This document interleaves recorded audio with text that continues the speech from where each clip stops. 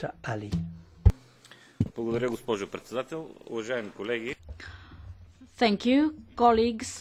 Dear Mr. Czarnecki, first of all, I would like to express my appreciation for your report for the discharge of European agencies for 2013. Indeed, this is a report which is excellent in each and every aspect, covering the aspects of the functioning of those agencies in 2013.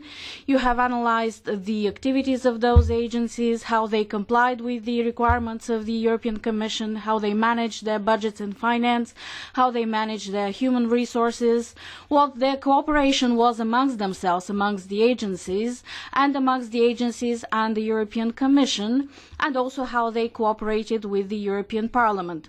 In addition, I would like to, however, give you some facts on the ground which made an impression on me. First of all, I did not find any general information as to supplies, public procurement and staffing, for example, how people were recruited. These were all activities which directly impacted on the expenditures of the resources of those agencies.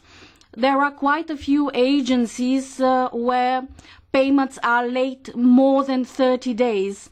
This is a provision in the regulation. It's in the rules and regulations of the agencies themselves. And these late payments have to be analyzed as a problem and to see how it affects future years in order to avoid such delays in the future. Deficits are growing year in and year out, and one of the main aspects that the budget committee was dealing with in the European Parliament was to make sure that the old commitments were paid. When you mentioned that some agencies have signed agreements or contracts with consultants who will be helping them to streamline their internal processes, there is a question which arises whether these consultancy agreements are not too expensive, whether the internal managerial and administrative capacity of the agencies themselves can be used in order to streamline the internal processes using their own internal human resources, because each and every appointment goes through a thorough competition process, a lot of requirements for the applicants, and I think that the internal capacity, human resources of the agencies have to be used better.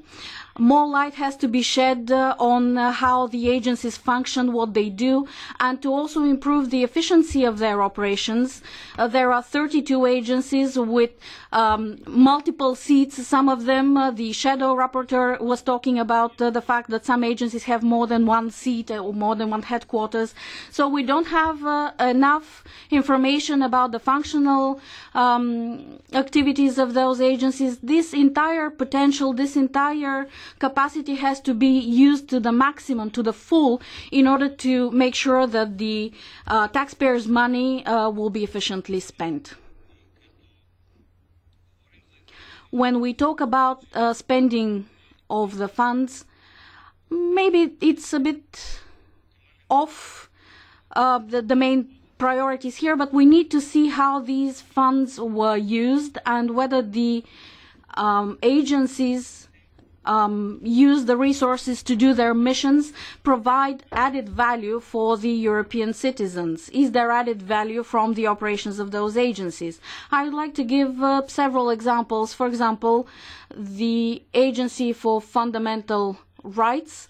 This is an agency which ensures the observation of and respect for the fundamental rights and freedoms in the European Union, providing minimum standards, dignity in the treatment towards people, non-discrimination on the basis of age, race, political affiliation, and so on and so forth. In this respect, I would like to see, after the expiration of the fiscal year, in the future, I would like to see a clear picture how the agency contributed to a better understanding of fundamental rights. And the current situation, which is quite exacerbated in the Union in terms of security, I believe this is a fundamental issue that we need to pay attention to.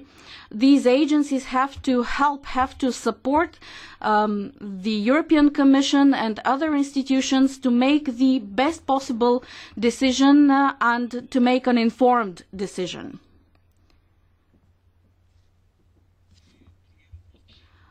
Another question that comes up here is whether the agencies support member states, specifically the Fundamental Rights Agency. Does it support free movement of people, integration, free movement of capital, free movement of goods, and so on and so forth? One remark, or maybe one addition to your text, relates to Frontex. In view of the current situation in the European Union and the region as a whole, I believe that we should think about getting more of the expertise of Frontex, get an answer to the question in view of the migration pressure from the Middle East, from Syria, from Iraq. The member states which are the external border of the European Union, for example, Bulgaria, my native country, there should be a fair distribution of the financial resources. Those member states at the external borders cannot be left alone and dealing by themselves with this huge migration pressure, which affects not only the member state at the external border of the Union, but also affects the other member states. There should be solidarity between the member states in terms of the responsibility towards the Union and its citizens. I believe that if we combine all the efforts, if we improve the interlinks, the relations between agencies, and if we improve the cost-benefit ratio, and if we improve the level of achievement of the missions of those agencies, then it will give a positive outcome, and I believe that it should be one of the leading analyses when we need to discharge an agency after the final analysis of the